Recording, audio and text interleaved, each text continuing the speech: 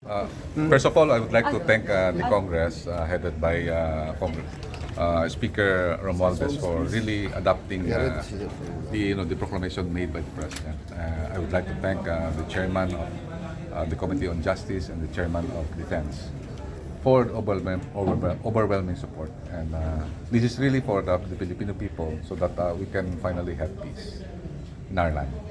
Sir, there were also some reservations din po from other cons like for sure yung Makabayan. What are your thoughts on that? Yun nga, sinasabi natin na this is a democratic space that we have to really to manage, and we would like to encourage everybody to have an open mind on the amnesty.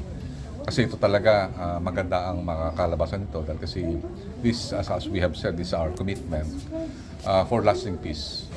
Sec, after nito napasa na itong amnesty, mga resolution to, what's next? Ano pa yung susunod na mangyayari? Ang next nito ay ipapasa to sa Senate for the concurrence of the Senate. Once nagkaroon na tayo ng tinatawag ng concurrence of both the Senate at the Congress, magsisimula na po na tayo ng implementation.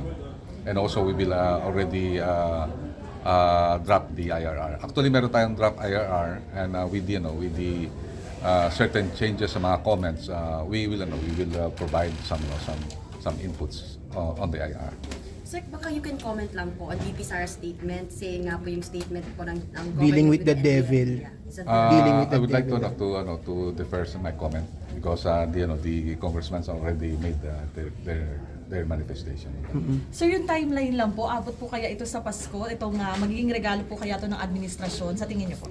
Hopefully before karoon ng tinatawag na recess ang Congress, hopefully both the Senate and the Congress can adopt yung tinatawag natin na yung proclamation. And we will be happy that this will be one of the good Christmas gift sa ating peace process. Sir, ilang may estimate po kayo, ilan po yung posibleng makinabang dito sa For 2024, we estimated 9,900. for all groups? For all groups. Mayroon kaming binigay na mga data, but we can also give it to you.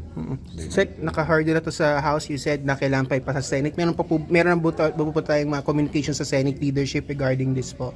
I believe nakita naman natin na upon the proclamation of the President, there is an overwhelming support from the Senate.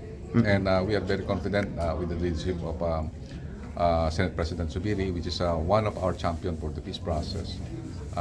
We are very confident that we can hurdle this immediately.